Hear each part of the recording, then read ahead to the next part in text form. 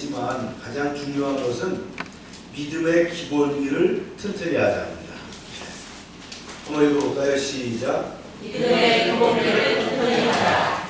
우리가 체력 단련을 잘해야 건강하듯이 믿음의 기본기가 튼튼해져야 됩니다. 교리 설교는 그런 의미에서 합니다. 어떤 주제로 설교할까를 고민했습니다. 많은 교리가 있지만 또 여러 가지 책도 찾고 참고서를 찾다가 아주 좋은 책을 제가 발견했어요. 그래서 12번의 설교를 진행해야 되겠다 이렇게 판단을 했는데, 오늘 설교는 원제로 우리가 잘 알 듯하면서도 아리송한 주제입니다. 여러분들이 특별히 교리 설교는 이야기가 아니기 때문에 집중해서 이렇게 들어주시고요. 오늘 설교를 쓰다 보니까 좀 길어요. 그래서 제가 이제 스킵하면서 이렇게 말씀을 증거하겠지만 여러분들이 잘 들어주시길 바라고, 또 나중에 설교가 끝나면 또 밴드에 올라오는 또 홈페이지에 있거나 유튜브에 있는 설교를 다시 한번 반복해 주시면 좋겠습니다. 교회에 처음 나오는 사람들이 의구심을 갖는 것 중에 하나가 뭐냐면, 왜 사람이 죄인입니까? 라는 질문입니다. 그러면서 자기 입장을 얘기하죠. 저는 법을 어긴 적도 없고 남에게 해를 끼친 적도 없습니다. 세금도 정확히 내고 교통법규를 포함해서 모든 법규와 질서를 지키고 살고 또 남을 위해 열심히 봉사도 하고 하는데 왜 제가 죄인입니까? 이렇게 얘기할 수 있다는 거예요. 기독교 관점에서 보면 모든 인간은 죄성을 가지고 태어났다라고 합니다. 로마서 3장 10절에 보면 그랬죠. 의인은 없나니 하나도 없으며 그랬어요. 모든 인간이 죄인이라는 사실은 논리적으로 증명할 필요가 없어요. 아이를 키워본 사람은 다 알죠. 아이들이 엄마 아빠 다음으로 배우는 말이 뭐냐면 싫어, 안 돼, 그죠? 미워, 내 거야, 또 우리 집이야, 가, 이런 말을 배우잖아요. 만약 서너 살짜리 아이가 좋아요, 괜찮아요, 사랑해요, 미안합니다, 고마워요, 저는 나중에 해야죠, 이렇게 말한다면 좀 정신과적 치료가 필요할 겁니다. 거짓말을 하고 남을 미워하며 공격하는 일은 누가 가르쳐주지도 않아도 너무 잘합니다. 근데 인간 안에 뭐가 있어요? 죄성이 있다는 거예요. 죄성. 그래서 보면 이 사회적으로도요, 사창가, 술집, 도박, 가출, 폭력, 사기, 절도, 노름, 음란 사이트, 이런 거는 가만히 놔둬도 어느 나라나 어느 문화권이나 말이죠, 순식간에 퍼집니다. 법으로 못하게 막고 단속을 해도 아주 기생충처럼 번집니다. 그러나 교통 질서를 잘 지키고 가난한 이웃을 돕는 선한 일은 어떻게 합니까? 법을 만들고 캠페인을 벌리고 상금을 주며 격려해도 잘 안 됩니다. 그래서 지옥 가는 길은 무슨 길이라고 해요? 내리막길이라고 하는데, 사람을 지옥 가게 하려면 어떻게 해요? 가만히 놔두면 자동으로 간다. 우리 안에는 죄성이 무의식적으로 반자동장치로 죄를 짓도록 설계되어 있어요. 이것이 바로 인간이 타고난 죄이라고 하는 증거입니다. 그래서 인간의 죄성을 증명하는 가장 큰 증거가 뭐냐면 자기중심주의입니다. 인간은 원래 하나님 중심으로 살도록 창조되었는데 죄가 들어오면서 뭘로 살게 되어 있다고요? 자기중심으로 살도록 되어 있다. 사람이 아무리 힘든 상황이라도요, 자기가 먹을 것을 꼭 챙기게 돼 있어요. 누구나 자기 자신에게는 한없이 관대하고 남에게는 단호합니다. 남이 하면 뭐라고요? 스캔들이고, 자기가 하면 뭐예요? 로맨스라고 이렇게 얘기하잖아요. 내가 끼어들기를 하면 다 이유가 있는 거고, 남이 끼어들기를 하면 교통질서 파괴범입니다. 그때는 막 핏대가 팍 올라가잖아요. 그래서 어떤 사람은 굉장히 양순한 사람인데 운전할 때 보면 막 과격해지는 걸 볼 수 있어요.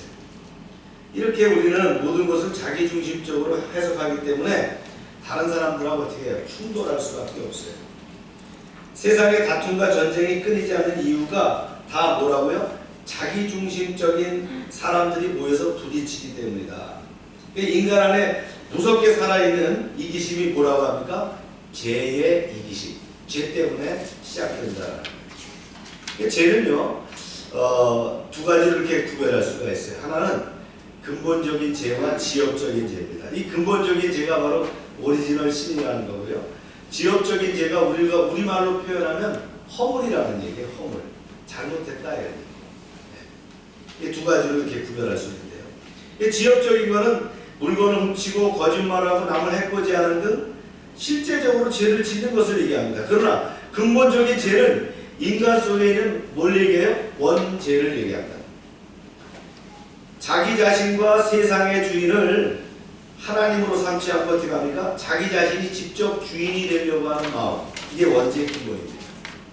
그래서 하나님 말씀대로 순종하면서 살지 않고 자기 욕심을 따라서 마음대로 살려고 하는 이기적인 마음. 이 원죄로부터 모든 지역적인 죄가 나오게 되는 거예요. 이 원죄로부터 이게 프라이머리 소스가 돼서 여기로부터 지역적인 죄가 나오는 거예요. 내 중심의 이기주의가 말이죠. 뭘 만들어요? 허물을 만들어냅니다. 죄를 만들어낸다. 이 근본적인 죄, 이 원죄가 일만하게 뿌리죠. 따라서 우리가 지역적인 죄를 다루기 전에 근본적인 이 원죄를 이해하고 해결해야 진정한 죄의 문제가 해결될 수 있습니다. 오늘 말씀은 죄의 시작, 죄의 전염성, 선악과 문제, 그리고 죄악의 해결 문제 순으로 이렇게 설교를 진행하고자 합니다. 먼저 죄의 시작입니다. 죄의 문제는 에덴 동산의 아담과 하와가 지은 원죄로부터 시작됩니다. 어디로부터 시작됐다고요? 아담과 하와의 원죄로부터 시작되는 거예요. 아주 상으로 올라가는 거예요. 하나님은 어떻게 했어요? 사람을 창조하시고 에덴 동산의 모든 생물을 다스릴 권세를 주셨어요. 사람은 오히려 자기가 다스릴 존재에게 속아서 죄를 짓는 파멸의 구렁텅이에 빠지게 됩니다. 이게 원죄 사건이에요. 오히려 인간은 자기가 다스려야 될 존재한테 어떻게 해요? 속아서 농락당하는 사건이 발생합니다. 그러다 보니까 뭐가 무너졌어요? 에덴 동산을 다스려야 될 영적 리더십이 붕괴가 된 거예요. 이것이 바로 원죄의 시작입니다. 하나님은 우리를 자유로운 하나님의 자녀로 지었는데 죄가 인간을 사탄의 노예로 어떻게 했어요? 전락시켜 버렸다. 따라서 이 원죄의 과정과 원인 그리고 그 결과는 자세히 살펴볼 필요가 있어요. 먼저 유혹자가 등장합니다. 유혹자가 누굽니까? 바로 사탄이에요. 네. 그래서 사탄의 대리인인 뱀이 등장하는 거예요. 사탄이 직접 나타날 수 없으면 어떻게 합니까? 누구를 대신 내보냈다고요? 대리인인 뱀을 내보냈다. 그래서 뱀을 이렇게 뭐 사탄 취급하는 것은 다른 건 아니에요. 사탄이 누구를 대리자로 삼았다고요? 뱀을 대리자로 삼았다. 창세 이후 오늘날까지 악의 세력이 활동하는 법칙은 이렇습니다. 늘 뒤에서 조종하면서 앞잡이들을 내세우죠. 그 배후에는 뭐가 있다고요? 사단이 있다는 거예요. 범죄 집단들도 그렇습니다. 최고 보스는 어떻게 해요? 뒤에서 숨어 있고요. 앞에서 일을 수행하는 사람들을 뭐라고 하죠? 행동대장이라고 하는 거예요. 뱀은 사탄의 행동대장이었어요. 뱀이 하와에게 한 1000마디가 있어요. 이렇습니다. 시작. 그런데 뱀은 여호와 하나님이 지으신 들짐승 중에서 가장 강하니라. 뱀이 여자에게 물어 이르되 하나님이 참으로 너희에게 동산 모든 나무의 열매를 먹지 말라고 하시더냐. 하나님이 인간에게 주신 그 아주 간단한 하나님의 명령을 헷갈릴 이유가 없는 거예요. 하나님의 명령은 뭐예요? 선악과는 먹지 말라는 거예요. 그죠? 그런데 뱀은 아주 뚜렷한 그 명령을 두고는 과연 하나님이 진짜 그런 말씀을 하셨느냐고 질문을 하는 거예요. 이게 물어보는 뱀도 그러죠. 대답하는 인간은 몰라서 대답하는 게 아니라는 거예요. 다 알지만 진짜 그럴까? 예. 이렇게 한번 찔러보는 거예요. 즉 사탄은 내심 이런 충동질하는 거예요. 너 참 순진하다. 진짜 그 말을 그대로 믿는 건 아니지. 이렇게 접근했다는 거예요. 이것은 인간으로 알고 어떻게 합니까? 하나님의 선하시고 인자하신 성품을 의심하게 만드는 거예요. 네. 참 이런 건 위험하죠. 이게 사단의 치밀한 작전입니다. 정말 하나님이 이렇게 아름다운 동산의 열매들 가운데 제일 탐스러워 보이는 그 열매, 그거를 너에게 먹지 못하게 해줬다면 사실은 그분은 너무 무정하고 심술부정 분이 아니야? 이런 의도를 가지고 물었다. 하나님의 인격에 대한 절묘한 물음표를 다는 거죠. 멀쩡한 음식도 그래요. 맛이 조금 변한 것 같지 않아? 이렇게 하면 이제 먹는 사람이 그때부터는 뭔가 깨름칙하죠. 그죠? 예. 예. 이게 사람의 마음에 생기는 의심이라는 건데요. 하나님은 항상 우리에게 최고의 것을 주시는 분인데 사탄은 어떻게 합니까? 그것을 의심하게 했다. 초대교회를 위협했던 이단 중에 유명한 이단이 있어요. 그게 바로 그노시즘이라고 하는 영지주의입니다. 이들은 뭐라고 하냐면 하나님을 아는 어떤 은밀한 지식을 신봉했어요. 그래서 그들은 성경 외에 하나님이 주신 메시지가 있다는 거예요. 그것은 교회 안에서 아주 특수충만 알고 있다고 주장을 했어요. 이 사실을 모르면 어떻게 해요? 2등 크리스천이나 취급을 받는. 그래서 이 영주주의에 와서 이 비밀을 깨우쳐야 한다고 유혹합니다. 요즘도 그렇습니다. 이단들이 꼭 그렇게 얘기해요. 네. 우리만 계시받은 게 있다.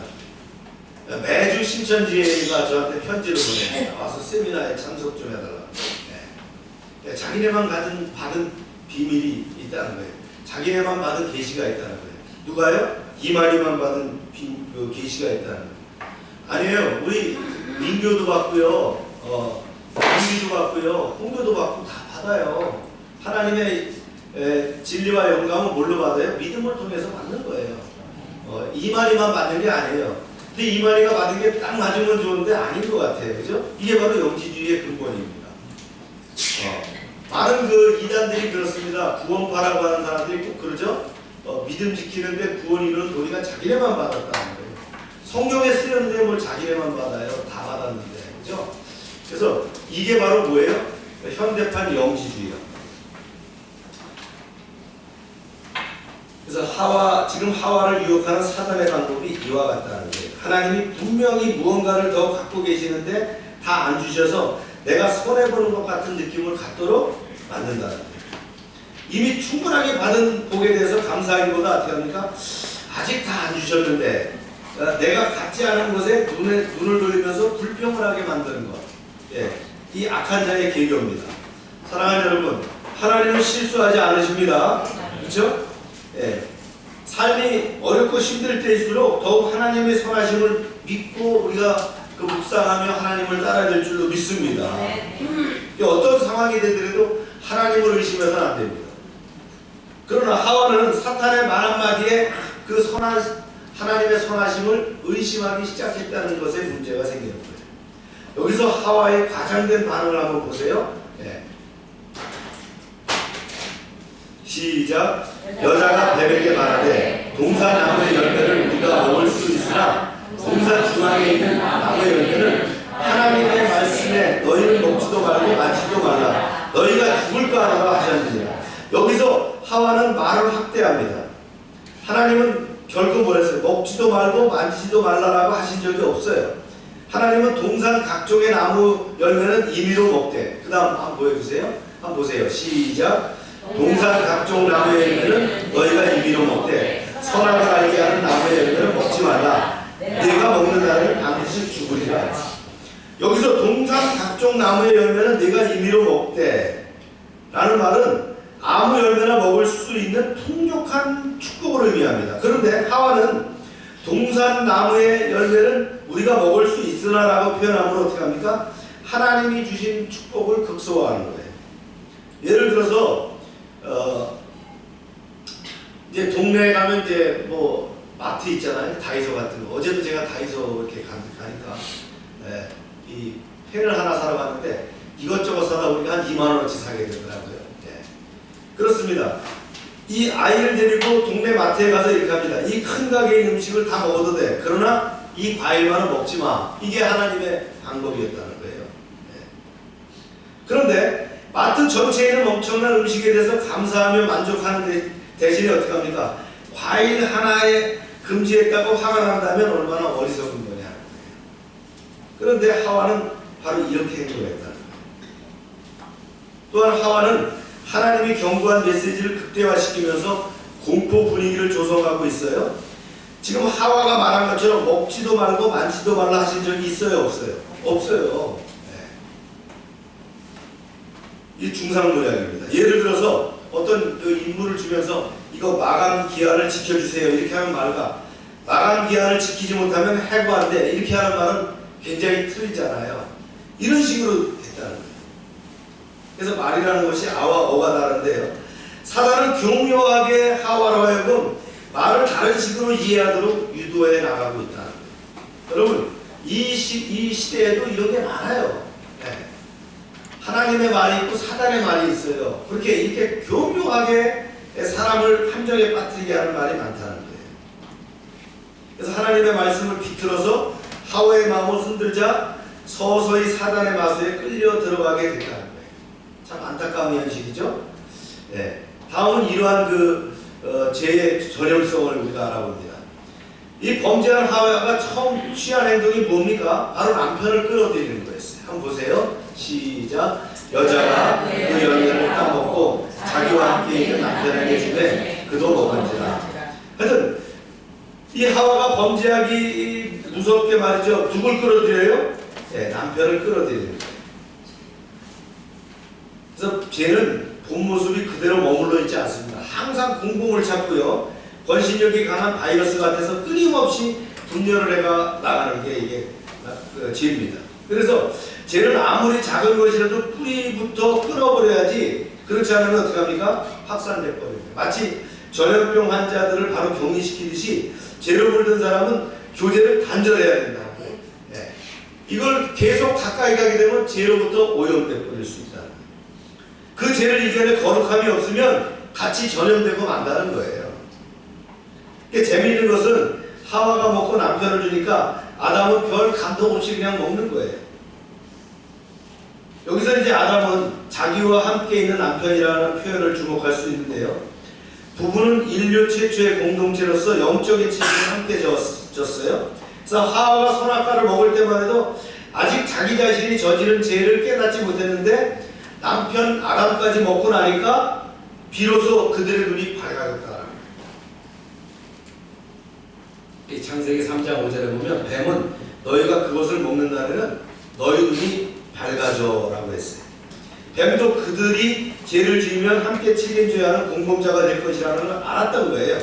아내의 죄가 남편의 죄가 되고 부모의 죄가 자식의 죄로 번지는 거예요. 한 개인의 죄가 어떻게 합니까? 교회 전체의 죄로 확산돼서 교회를 망가뜨릴 수 있어요. 죄의 이력이 얼마나 무섭습니까? 그래서 이렇게 이제 번지는 거예요. 한번 보세요. 그 다음 시작. 이에 그들의 눈이 밝아져서 자신들이 벗은 줄 알고 무화과나무 잎을 엮고 치마로 삼았더라. 인간은 열매를 먹으면 선악을 아는 지혜가 생겨서 하나님과 같이 되는 줄로 착각했다는 거예요.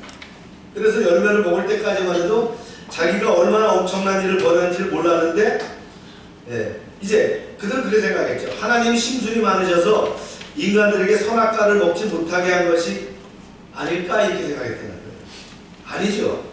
이것은 인간이 감당할 수 없기 때문이라는 거예요. 그래서 제한을 주신 거예요. 전능하지 못한 존재가 전능하려고 했을 때는 어떻게 돼요? 결국 죽을 수밖에 없는 상황이 된다는 거예요. 그래서 이것을 만드신 안전장치가 선악과인데 이 선을 넘어버렸다는 거예요. 예를 들면 3살짜리 아이가 가스불을 켜고 밥을 해먹는다고 하면 부모가 허락할 수 있겠어요? 그 아이를 사랑하지 않거나 질투해서가 아니에요. 아이가 감당할 능력이 없다는 걸 알고 있기 때문이에요. 그렇죠? 그렇다고 해서 아직 상식이 없는 아이한테 이걸 뭐 설명한다고 들을 수 있는 얘기가 아니에요. 그러니까 어떻게 해요? 단호하게 안 돼 이렇게 자를 수밖에 없는 거예요. 아이는 당장 이해할 수 없어도 안 되라고 하는 말에 담겨있는 사랑, 그 부모님의 사랑을 믿어야 합니다. 사단에게 속아서 인간의 눈이 밝아진 결과 어떻게 됩니까? 하나님과 같이 된 것이 아니라 뭘 봤어요? 그들이 선악과를 먹고 발견한 것은 자기들이 벗었다는 거예요. 수치심을 느끼게 됐다는 거예요. 단순히 서로가 육체적으로 벌거벗은 상태를 인식돼서 부끄러움을 느낀 게 아니에요. 거룩은 어떻게 합니까? 사람을 당당하게 하지만 죄는 사람을 수치스럽게 해요. 떳떳하지 못하게 해요. 처음에 아담과 하와는 거룩한 존재로서 하나님과 떳떳하게 교제했는데 하나님이 주신 영적 권위로 세상 모든 만물을 당당하게 말이죠. 통솔했는데 어떻게 돼요? 죄가 들어오니까 순식간에 기가 팍 죽어버리고 말았다. 거룩이 사라지면 영적 권위와 당당함도 사라지는 거예요. 영적으로 충만할 때는 사자를 만나도 당당하지만 그렇지 못할 때는 어떻게 해요? 여우를 만나도 두려워할 수밖에 없는 존재가 된다. 권위와 능력을 잊어버리면 영적으로 기가 팍 꺾이는 거예요. 제가 이렇게 무서운 거예요. 하나님이 주신 만물의 왕으로서 권위를 잃어버리고 만 순간 어떻게 합니까? 나뭇잎을 꺾어서 몸을 가릴 수밖에 없는, 남의 눈치를 보고 살아야 되는 그런 비참한 존재로 전락하고 말았다는 거예요. 사랑하는 여러분, 하나님을 아는 지식에 만족하지 못하고 세상이 주는 매력에 자신을 던지면 이렇게 비참하게 된다는 사실을 우리 기억하시길 바랍니다. 네, 다음은 죄에 대한 심판 문제예요. 말씀을 한번 보겠어요. 네, 시작. 여호와 하나님이 아담을 부르시며 그에게 이르시되 내가 어디 있느냐. 이제 여호와의 하나님의 그 심판이 시작됩니다. 먼저 책임을 묻는데 누구한테 물어요? 네, 아담한테 묻는 거예요. 근데 사실은 아담은 억울한 입장이죠. 누구 때문에 자기가 죄를 짓게 됐어요? 네, 하와 때문에 그랬잖아요. 근데 하나님은 처음에 선악과를 먹지 말라고 말씀하신 대상이 누굽니까? 아담이에요. 그때는 하와를 창조하기도 이전이었다는 거예요. 아담은 하나님의 말씀을 최초로 받은 인간입니다. 이것은 엄청난 특권이면서 책임이에요. 그는 하나님의 말씀을 받은 사람인데 여자에게 그 말씀을 잘 가르쳐서 지키게 할 책임을 다해야 되는데, 그러나 그 책임을 소홀했기 때문에 어떻게 됩니까? 하나님은 당연히 누구에게 묻게 돼요? 아담에게 책임을 물었다는 거예요. 그리고 이렇게 물으셨어요. 그 다음 시작. 누가 너의 거슴을 내게 알렸느냐. 보이지 않지만 죄는 뭐예요? 강력한 영적 배후가 있다는 사실이 있죠. 우리가 주기도문에도 보면 악에서 구하옵소서, 정확히 번역하면 악한 자로부터 구해 주옵소서라는 뜻이에요. 단순한 악이 아니라 악한 어떤 인격체가 이 세상을 장악하고 있다는 거예요. 생각이 있고 감정이 있는 그런 인격체가 장악하고 있다는 거예요. 그래서 이 악한 인격체의 특성은 갈라디아서 5장에 보면 그렇게 되어 있어요. 하나님의 성품, 즉 성령의 열매와 정반대되는 어둠의 성격을 가지고 있다는 거예요. 한번 보겠습니다. 네. 시작. 음행과 더러움과 호색과 우상숭배와 주술과 원수 맺는 것과 분쟁과 시기와 분내가 당짓는 것과 분열함과 이단과 투기와 술 취함과 방탕함. 예. 이러한 사탄의 성품들이 사람을 통해서 그대로 세상에 쏟아져 나와서 세상이 죄로 물들게 되었다는 거예요. 그래서 인간이 하나님께 거역한 것이 완전히 자기 자신의 의지대로 된 것이라고 생각합니까? 그렇지 않다는 거예요. 배후에 누가 있어요? 그 배후에는 사탄의 유혹이 있다.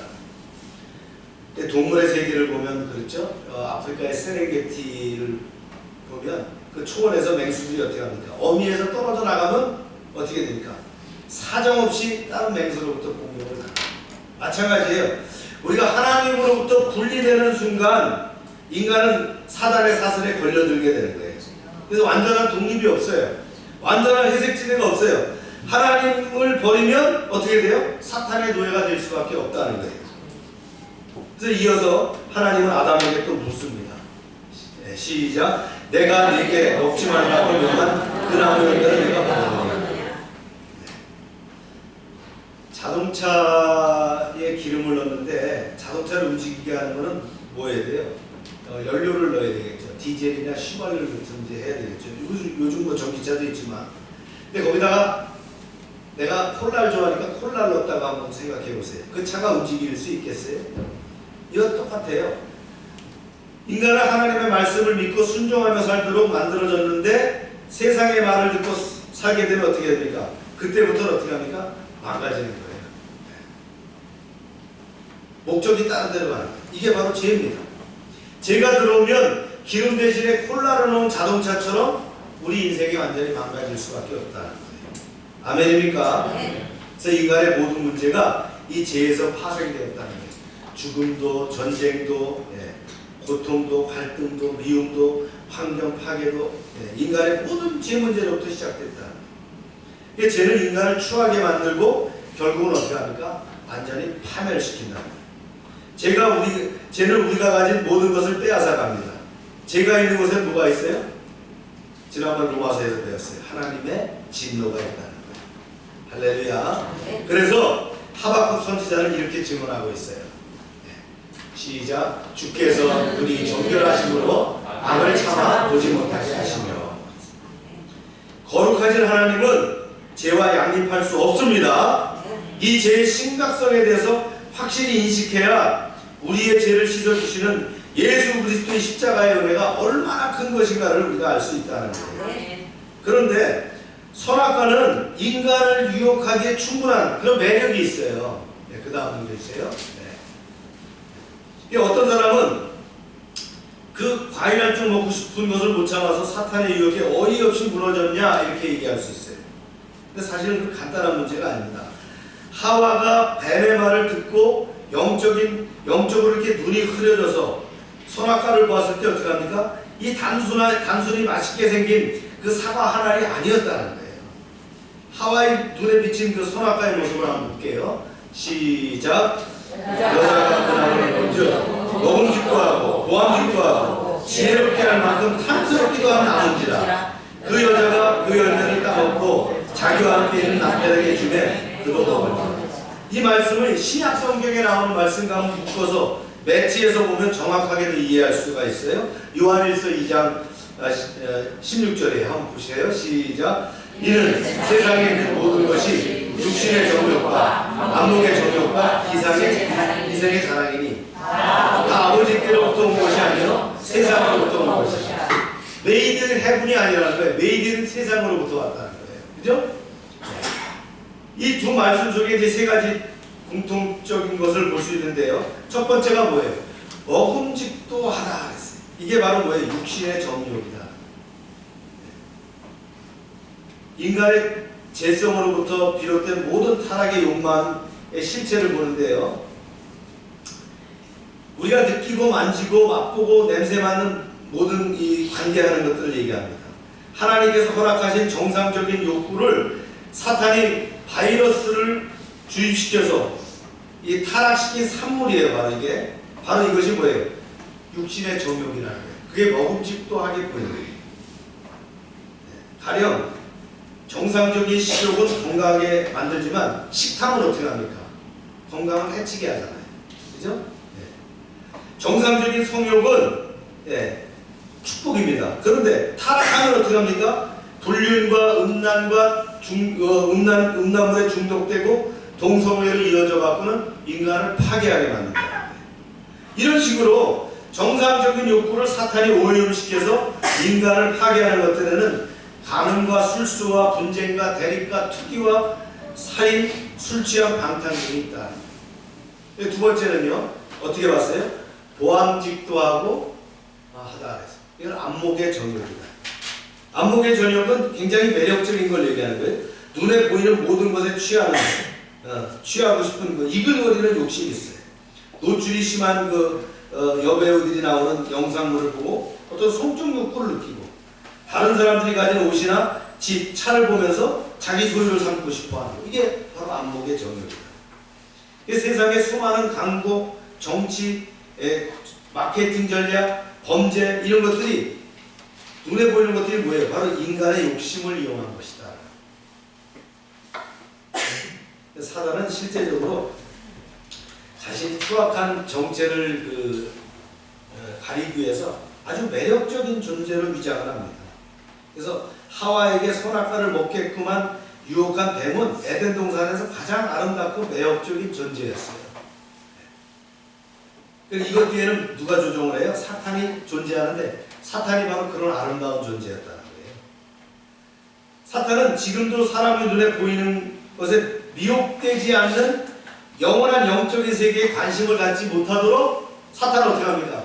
더 아름다운 것으로 우리 눈을 가려버립니다. 이게 조심해야 됩니다. 이게 바로 뭐예요? 안목의 정욕, 보암직도 하다. 세 번째는요, 지혜롭게 할 만큼 탐스럽기도 한. 그래서 이생의 자랑이라. 그래서 자신의 외모, 학벌, 권위, 지위, 돈 이런 걸 통해서 사람이 시선을 끄는 것을 즐기는 것을 말합니다. 그래서 자기 자랑이 너무 심한 사람은 뭐예요? 아직 죄에 물든 옛사람이 덜 죽었다. 우리가 말씀 가운데 푹 빠지게 되면 하나님의 성령이 나를 어떻게 합니까? 기름 붓게 되면 어떻게 합니까? 그런 것들이 다 뭘로 온다고요? 바울은 그랬어요. 똥과 같다 그렇게 얘기했어요. 다 헛되고 헛되다.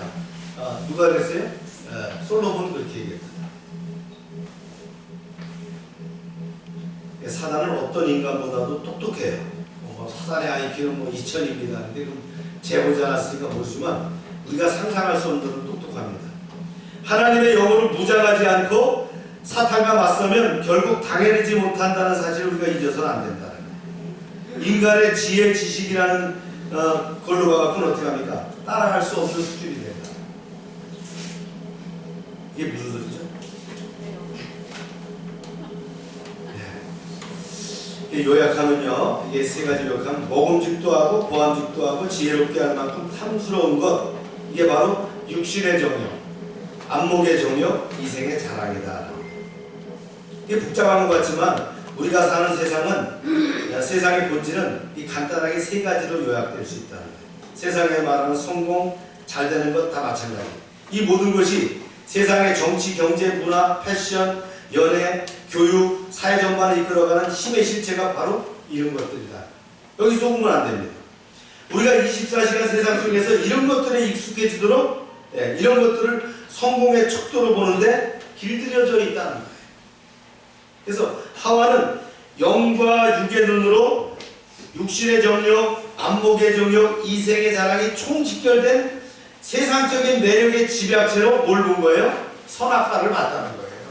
그래서 우리가 쉽게 과일 하나 때문에 말이지 그게 이렇게 이게 아니라는 거예요.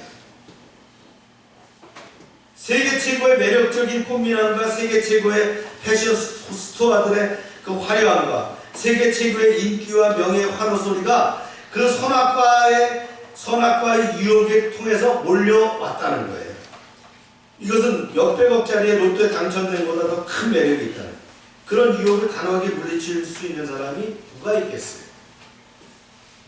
그래서 아담과 하와를 욕하기 전에 내 안에 지금 꿈틀거리고 있는 세상적인 욕망, 그보다도 훨씬 작은 유혹에도 넘어가는 우리의 죄성으로부터 어떻게 합니까? 회개해야 될 줄로 믿습니다. 훗날 사도 바울은요, 사도 요한은 이에 대해서 아주 단호하게 얘기를 합니다. 이렇게 얘기를 했어요. 다 시작. 다 아버지께로부터 온 것이 아니요 세상으로부터 온 것이다. 즉 그것은 다 천국산이 아니라는 거예요. 세상으로부터 온 것이라는 거예요.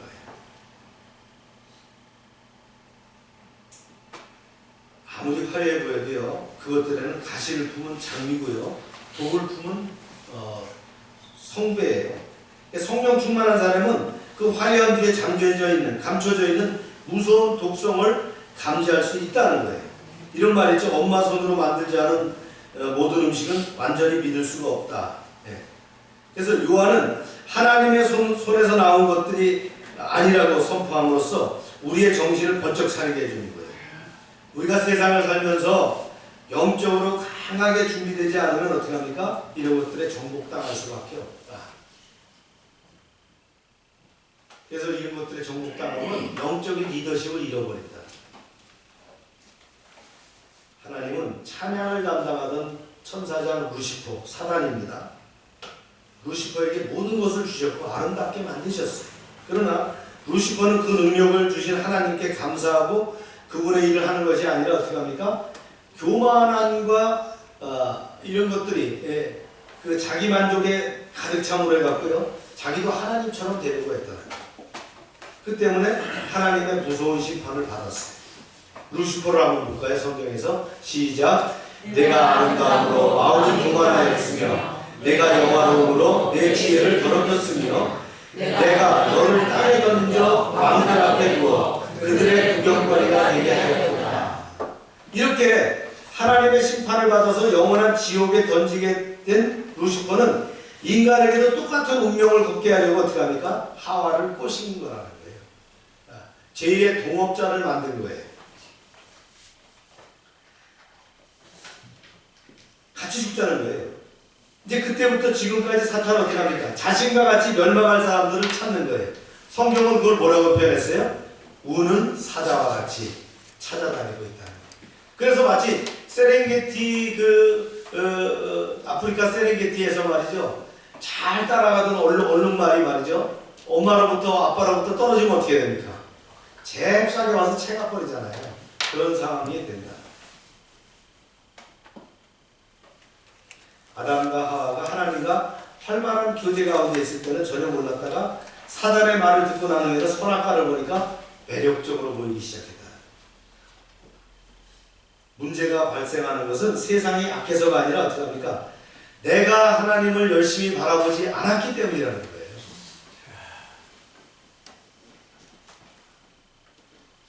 사단은 자신을 아주 아름답게 위장해서요 사람들에게 접근합니다. 제가 처음부터 더럽고 무섭다면 사람들은 쉽게 빠지지 않을 거예요. 그래서 항상 죄의 유혹은 어떻게 합니까? 처음엔 뼈를 녹일 정도로 매력적입니다. 사람들은 항상 높아지고 싶어하고 빠르고 효율적으로 일하고 싶어하고 편하게 살고 싶어해요. 사단은 이런 욕망들을 아주 기가 막히게 이용한다는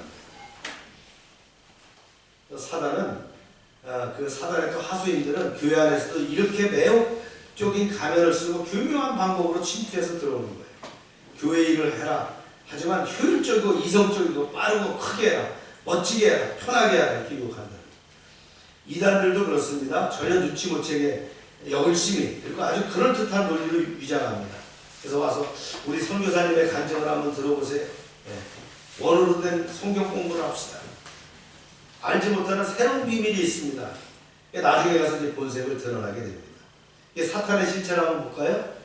시작. 이것은 이상한 일이 아니다. 사탄도 자기를 하나님의 천사로 가장하니 그러므로 사탄의 일꾼들도 자기의 의의 일꾼으로 가장하는 것이 또한 대단한 게 아니니라. 그들의 마지막은 그 행위대로 되리라. 선악과의 매력이 그랬다. 세상을 통해 세상을 보면 세상의 노예가 됩니다. 하나님을 통해 세상을 봐야 세상을 다스릴 수 있는 그런 리더가 될 수 있다는 거예요. 아멘. 할렐루야. 아멘. 네. 우리가 중요한 이제 선악과에 대한 그 사건의 그 의문 한번 좀 보겠어요.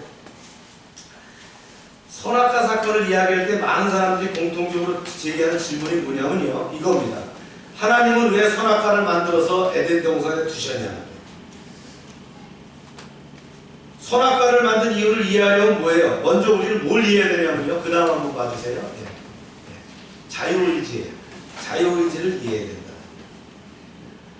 선악과는 자유의지 문제이기 때문이죠. 능력과 자유가 합쳐지면 가공할 만한 위력을 발휘합니다. 이 힘이 선하게 쓰이면 엄청난 축복이 되지만 나쁘게 쓰이면 재앙이 되는 거예요. 브루스 올마이티라고 하는 그 영화를 본 적이 있는데 주인공은 자기가 하나님이 되면 훨씬 더 세상을 나은 세상으로 만들 수 있을 거라고 주장합니다. 그러니까 하나님이 일정 기간 동안 자신의 능력을 빌려주는 거예요. 이 영화니까 그러겠죠. 신바람이라는 그 주인공이 그릇 속의 숯불을 그 홍해 가르듯이 탁 갈라버리는 거예요. 또 아내를 기쁘게 하기 위해서 말이죠. 달을 막 끌어다 놓는 거예요. 달을 끌어가면 어떻게 합니까? 지구촌에 난리가 나는 거죠. 곳곳에 막 홍수가 생기고 말이죠. 갈라지고 막 난리가 나는 거예요. 해일이 일어나고 난장판이 되는 거예요. 하나님은 무한한 능력과 완벽을 가지고 계시지만 이것을 함부로 휘두르시는 분이 아니라는 거예요. 질서의 하나님이시라는 거예요. 하나님은 뭐가 있어요? 셀프 컨트롤, 자제함이 있다는 거예요. 아멘입니까? 네. 동산 중앙의 선악과는 자제하시는 하나님의 성품을 보여주는 거라는 거예요. 인간은 그 만물의 영장으로 세워져서요 천지 만물을 다스리게 했어요. 그리고 인간에게도 뭘 줬어요? 그 자제를 요구하시는 부분이 바로 선악과의 부분이었다는 거예요. 선악과는 선악을 알게 하는 나무인데 사탄은 뭐라고 해요? 먹으면 선악을 알게 된다. 이렇게 속이죠. 이게 먹는다라는 자체가 뭐예요? 포기한다는 거예요. 네. 그 자체를 포기한다는 것은 뭐예요? 욕심의 노예가 된다는 거예요. 이것이 바로 사탄의 노예가 되는 것을 의미하는데요. 하나님이 사람에게 주신 가장 그 선물 중에서 위험한 선물이 뭐냐면 자유의지예요. 즉 선택할 수 있는 권리를 주셨다는 거예요. 그것은 하나님을 거역할 수 있는 선택권을 준 것이에요. 식물과 동물은 그런 거부할 권한이 없어요. 인간 만물의 영장이 누구에게만 줬어요? 우리에게만 주어졌다는 거예요. 이 자유의지라는 거예요. 정확히 말하면 대적할 수 없다는 거예요. 하나님이 자유의지를 주지 않았기 때문이죠. 그런데 동식물은 그래요. 그러나 하나님은 사람을 인격체로 만드시고 스스로 선택할 수 있는 그런 의지를 주셨어요. 이게 바로 자유의지라. 그런데 인간이 주어진 몫을 넘어서 하나님의 자리를 넘봤다는 거예요. 이것이 바로 하나님이 사람을 만드신 목적에서 완전히 벗어나게 돼요. 그래서 헬라어 원어에서 보면 하말티아라고 하는 죄는 목표를 벗어났다, 화살이 표적을 벗어났다 이런 뜻입니다. 여기서 이제 확장시켜서요, 하나님이 선악을 알게 하는 나무를 에덴 동산에 주신 것에 대한 의문을 살펴봅니다. 하나님은 인간의 자유의지를 가지고 하나님을 거역할 것을 미리 아시지 않았는가? 인간이 선악과를 먹고 죄를 범할 것을 알면서도 왜 에덴 동산 중앙에 놔뒀는가? 인간에게 자유의지를 주고 선악과를 만들어 놓았으니까 인간이 죄를 지은 것이 아닌가? 이렇게 언뜻 생각하기에는 이 예리한 질문 같지만 하나님의 입장에서 보면 황당한 적반하장의 논리라는 거예요. 이것은 마치 왜 내 앞에 고급 외제차를 놔둬서 말이지 그것을 훔치겠냐 이렇게 따지는 것과 똑같아요. 하나님이 엄청난 부담을 감수하고요, 인간에게 뭘 주셨어요? 자유의지를 주셨어요. 왜요? 인간을 사랑하기 때문이라는 거예요. 사랑하는 상대에게 뭘 줍니까? 자유를 주는 거예요. 그래서 통상 사랑하는 아내에게 뭘 줘요? 경제권을 주잖아요. 그죠? 네. 속박하는 것이 아니에요. 하나님은 사람을 사랑하시기에 자유를 선물로 주신 거예요. 인간이 강압이 아닌 순수한 자유의지로 하나님을 사랑하시기를 원하셨다는 거예요. 사랑은 믿어주는 거죠. 그죠? 하나님은 인간을 믿으셨어요. 우리를 믿으셨다는 거예요. 하나님이 주신 자유의지를 선하게 쓸 것이라고 믿었다는 거예요. 자제력을 발휘해서 욕망을 통제하고 하나님을 섬기는 일에 선택할 것을 믿으면서 뭘 또 맡기셨어요? 선악과도 맡기셨다는 거예요. 근데 이걸 갖다가 왜 우리를 선악과를 주셔서 이렇게 우리가 여기에 넘어가게 하셨습니까? 이렇게 하면은 맞지 않는 논리라는 거예요. 하나님이 사람에게 자유의지를 주신 것은 사람을 인격체로 대우하셨다는 거예요. 인격체는 자유의지가 있죠. 인간은 하나님의 조종에 따라서 반응하는 그 로봇이 아니라는 거예요. 우리 로봇가 아닙니다. 하나님과 동등한 뭘 가졌어요? 인격을 가진 인격체라는 거예요. 이게 바로 자유의지라는 거예요. 그래서 자유라는 것은 엄청난 부담감을 감수하는 것이지만 자유가 없다는 것보다는 100배가 낫다는 거예요. 감히 절대자이신 하나님도 반대할 수 있는 자유를 하나님이 우리 인간에게 주신 것이죠. 그래서 인간은 이것을 잘못 사용하게 되면 어떻게 될지를 아시면서도 그토록 파격적인 믿음과 사랑을 인간에게 주신 거예요. 할렐루야. 그렇다면 그 선물을 잘못 사용한 사람이 잘못한 것입니까? 아니면 그것을 주신 하나님이 잘못한 것입니까? 우리는 가슴에 손을 얹고 정직하게 답을 해봐야 돼요. 그래서 에덴 동산 중앙에 위치한 그 선악과는, 아담에게 먹지 말라고 하신 이 선악과는 창조주 하나님과 피조물의 경계를 구분하는 경계선이었어요. 선악과 옆에는 또 무슨 나무가 있어요? 생명나무 있어요. 생명나무 열매를 먹을 수 있어요. 그래서 에덴 동산에서 인간을 불사할 수 있었다. 죽지 않는다. 더 나아가 하나님은 날마다 에덴 동산에서 인간과 함께 거니시면서 친구처럼, 연인처럼 교제하기를 원하셨다는 거예요. 근데 인간을 향한 하나님의 사랑이 너무 커서 피조물과 창조주의 구분이 모호하게졌어요. 그래서 이러한 창조주와 피조물의 경계를 하는 최소의 장치가 뭐냐? 바로 선악과였다. 너는 피조물이고 나는 창조물이다. 이 주제 파악이 되어야 되는 것이 바로 선악과 나무라는 거예요. 동산 중앙에 있기 때문에 항상 바라볼 수 있는 선악과, 아담으로 하여금 에덴 동산과 자기의 인생의 주인은 내가 아니라 누구라는 거예요? 하나님이다라는 것을 바라보도록 했다는 거예요. 이게 바로 시청각 교보제를 주신 거예요. 근데 이 시청각 교보제는 어떻게 해요? 딱 먹어치워 버렸어요. 참 안타깝고 아쉽죠. 만약 아담이 욕심을 부리지 않고 자기 자리를 지켰다면 그 에덴 동산에서 영원히 살 수 있을 것이다. 그래서 바울은 로마서에서 이렇게 기록했습니다. 보세요. 네. 시작. 그러므로 한 사람으로 말미암아 죄가 세상에 들어오고 죄로 말미암아 사망이 들어왔으니 이와 같이 모든 사람이 죄를 지음으로 사망이 모든 사람에게 이르렀느니라. 여기서 한 사람은 아담입니다. 아담 한 사람이 죄를 범한 결과 그에게서 태어난 모든 인류가 죄인이 되었다는 것. 참으로 억울한 말이 아닐 수 없죠. 우리는 아담처럼 에덴 동산에서 선악과를 따먹은 적도 없고 우리는 그때 태어나지도 않았어요. 그 죄는 엄연히 아담이 지은 건데, 그런데 왜 우리가 덤터기를 써야 되느냐, 왜 우리가 아담과 같이 죄인이 되어야 하느냐 말입니다. 바울은 이렇게 정리를 했어요. 시작. 그러나 아담으로부터 모세까지 아담의 죄와 같은 죄를 짓지 아니한 자까지도 사망의 왕으로 하였나니 아담은 오실 자의 교회니라. 이제 앞에서 다룬 것처럼요, 성경은 근본적인 죄와 지역적인 죄를 구별하는데, 지역적인 죄는 드러나는 행위를 말하고 근본적인 죄는 보이지 않는 본질적인 상태를 말하는데, 선악과를 따먹은 것은 아담의 지역적인 죄, 즉 범죄였어요. 우리는 그와 같은 죄를 저지르지 않았어요. 그러나 최초의 인간 아담이 그 저지른 지역적인 죄는 인류 전체에게 죄의 영향을 미쳤다. 그래서 아담의 후손인 우리는 근본적인 죄의 영향력, 죄의 잠재력에 물들게 된 것이죠. 그래서 우리가 평소에 하나님 말씀을 어길 때마다 어떻게 합니까? 나도 선악과를 따먹은 아담과 똑같구나라는 생각을 하게 된다. 우리 가운데 아담에게 돌을 던질 수만한 사람이 없다는 거예요. 늘 우리가 죄를 질 때마다 우리는 아담과 하와처럼 이런 죄를 지을 수밖에 없구나. 여러분, 한국 국가대표 선수가 이번 게임한 거 보니까 최근에 일본을 이기는 걸 봤는데, 우리가 그 한국 선수들이 이기면 뭐라고 합니까? 한국 선수 11명이 이겼다 이렇게 얘기하지 않죠. 한국이 이겼다. 한국이 지면 어떻게 합니까? 한국이 졌다 그래요. 한국 선수 11명이 졌다 이렇게 얘기하는 대표성이 있다는 거예요.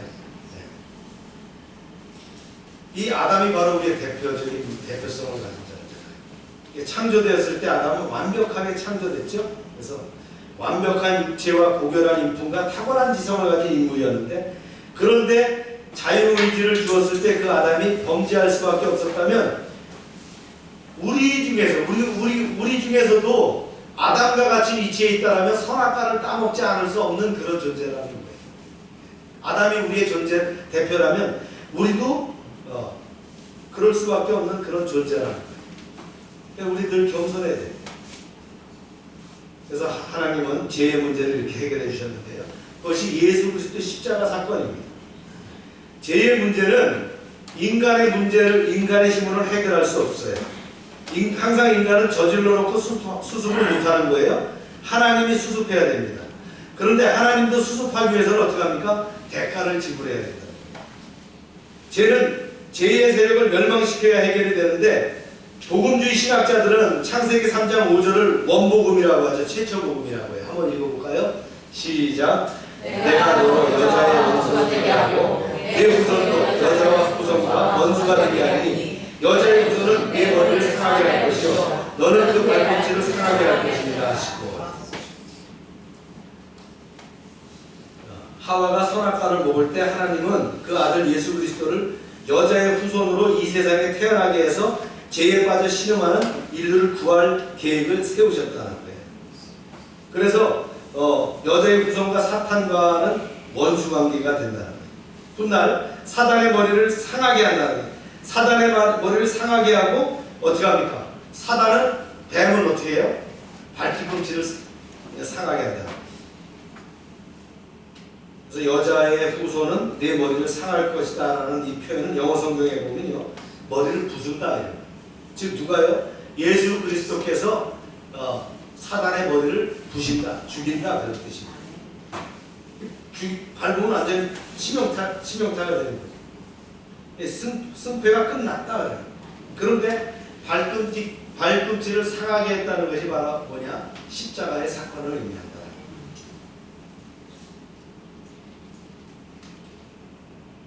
십자가의 피 흘림이 없이는 제사함이 없는 거예요. 예수님이 하나님이 계획하신 그 사건, 우리의 죄를 사할 수 있는 사건은 뭐예요?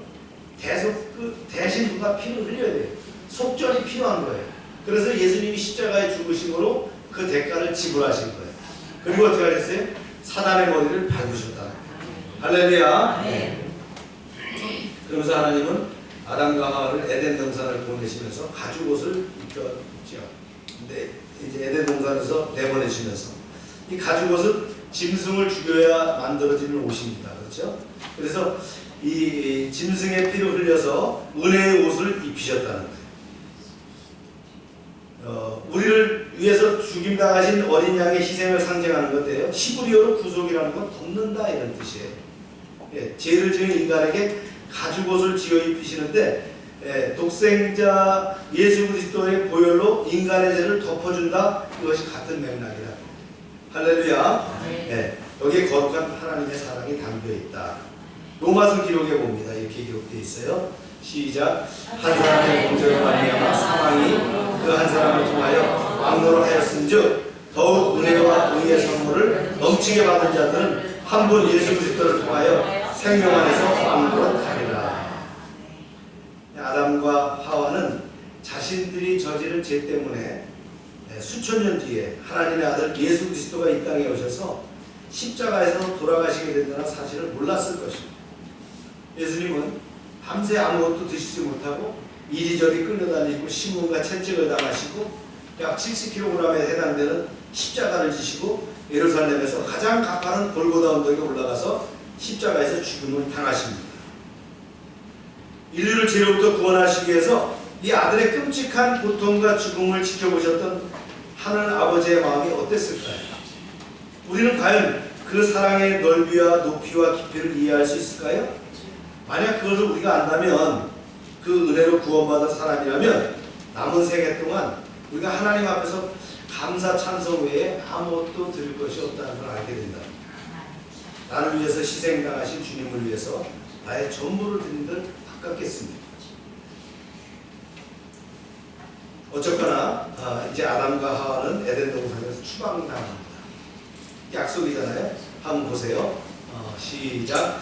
여호와 하나님이 이르시되 너라는 사람이 선악을 아는 일들 중 하나같이 되었으니 그가 그의 손을 들어 생명나무 열매를 따먹고 영생할 하노라 하고 여호와 하나님이 에덴 동산에서 그를 내보내어 그의 근원이 된 땅을 발견하십니다. 이같이 하나님의 그 사람을 쫓아내시고 에덴 동산 동쪽에 두릅들과 두루 도는 불칼을 두어서 생명나무의 길을 지키게 하십니다.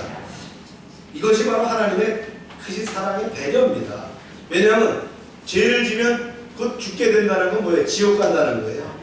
네. 그런데 어떻게 하셨어요? 화영검을 두는 천사가 에덴 동산의 동쪽을 지키게 하셨다. 그리고 뭐라고 하셨어요? 길을 열어주셨죠. 그들에게 가죽옷을 입혀보는 길을 주셨다는 거예요. 즉 아담이, 두 번째 아담이 예수 그리스도의 순종하심으로 인해서 이 길이 열려지도록 하겠다라는 그런 복선을 깔아두셨다는 이 요한계시록에 나오는 말씀이 바로 이 말씀입니다. 웃겠어요? 네, 다시 한번 시작. 또 그가 수정같이 맑은 생명새 강을 내게 보이니 하나님 감이 어린 양의 보좌로부터 나와서 길 가운데로 끌어들어 강 좌우에 생명나무가 있어 12가지 열매를 맺되 달마다 그 열매를 맺고 그 나무 잎사귀들은 만국을 치료하기 위하여 있더라. 성경에서 보면 특별한 하나님의 축복의 사람, 기름 부음을 받은 사람, 열매 맺는 사람을 뭐라고 표현할까요? 제가 오늘 설교 예배 첫 부분에도 나온 얘기인데 나무라고 표현했어요. 그렇죠? 시편 1편에도 보면 복 있는 사람은 시냇가에 심은 나무라 그랬죠? 잎사귀가 마르지 않는 나무라. 에레미야 17장에도 그러죠. 그는 물가에 심겨진 나무가 뿌리를 강변에 뻗치고 더위가 올지라도 두려워하지 아니하고. 네. 요한복음 15장에 그랬죠. 예수님은 뭐라 그랬어요? 나는 포도나무여 너희는 가지라 그랬어. 그리스도 예수야말로 하나님의 영원한 생명나무로 가는 유일한 길입니다. 그 나무 자체라는 거예요. 우리가 그 나무에 말이죠, 가지가 되어 있으면 어떻게 한다고요? 영원히 생명을 공급받게 된다는 거예요. 할렐루야. 아멘. 하나님이 여자에게 하와라는 이름을 주셨는데 그것이 뭐예요? 모든 산자의 어미라는 뜻이죠. 그래서 여자의 후손 중에서 누가 나요? 구세주 예수 그리스도가 날 것이다. 그로 말미암아 모든 인류가 다시 살게 된다는 희망의 약속이 담긴 이름이 누구예요? 하와라는 거예요. 네, 아무리 상황이 약해도 우리에게 최후의 승리를 약속하시는 하나님. 우리가 어떻게 힘들고 어려운 상황이 있다 할지라도 하나님은 우리에게 희망을 놓치지 않으신다. 아멘. 할렐루야. 아멘. 하나님은 사랑의 추적자이십니다. 도망친 죄인인 우리를 따라와서 은혜의 손으로 잡아주셔서 영원한 사랑과 생명이 있는 나라로 돌아오게 하십니다. 우리가 찬송가 가사처럼 고통의 멍에 벗으려고 예수께로 나아갑니다. 제 문제는 시간이 지난다고 없어지는 게 아닙니다. 감춘다고 영원히 은폐될 수 없습니다. 선한 일을 하고 헌금을 많이 했다고 죄값을 치를 수 없다는 거예요. 죄는 오직 하나님만이 해결할 수 있습니다. 아멘. 하나님의 아들이신 예수 그리스도의 십자가 죽음을 통해서만 해결할 수 있습니다. 아멘. 네. 여러분, 정말로 예수님을 자신의 생애 구세주로 영접하셨습니까? 그렇다면 지금 이 시간 우리가 주님 앞에 무릎을 꿇고 그분을 영접하시기 바랍니다. 죄로 인해서 죽을 수밖에 없었던 나를 살리신 예수 그리스도를 바라보시는 여러분 되길 바랍니다. 아멘. 그 십자가의 사랑으로 우리는 다시 살아났습니다. 평생 그 은혜에 감사하면서 날마다 자기 십자가를 지고 세상의 유혹과 시험을 이기는 참된 그리스도인이 되시기를 주님의 이름으로 축원합니다. 아멘. 기도하시겠습니다. 사랑하는 여러분, 원죄가 어디서 시작됐습니까? 바로 선악과 사건이었습니다. 죄에 대한 심판은 어떻게 되었나요? 에덴에서 추방되고, 그러나 예수 그리스도의 십자가 사건이고, 그리고 그 하나님의 사랑으로 우리를 회복시키는 역사를 이루셨죠. 하나님이 왜 선악과를 만들어서 에덴 동산에 두셨습니까? 우리에게 자유의지를 주시며 하나님의 기준을 설정하신 것이 바로 선악과였습니다. 여러분, 주님의 그 사랑을 다시 한번 되새기면서 여러분 조용한 기도로 나가시겠습니다. 반주해 주시고요.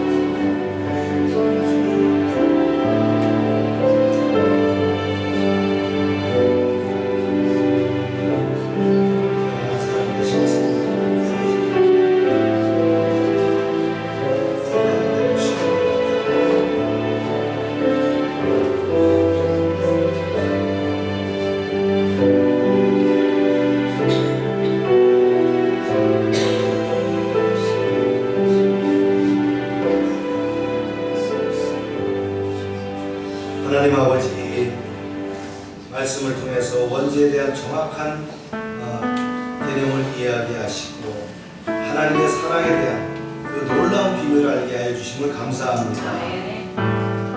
우리가 늘 하나님을 사랑하고 말씀에 순종하는 삶을 통해 하나님께 영광 돌리는 그런 인생이 되게 하여 주시옵소서. 그 우리 설교를 통해서 더 큰 복을 받게 하시고 믿음이 튼튼해지는 은혜가 있게 하여 주시옵소서.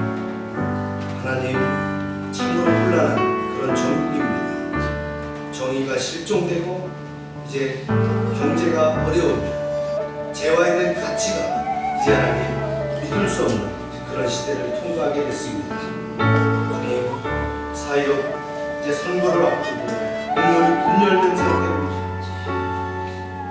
하나님 아버지, 대한민국의 지도자에게 통찰력을 주시고 국민들에게 지혜를 더하여 주시옵소서.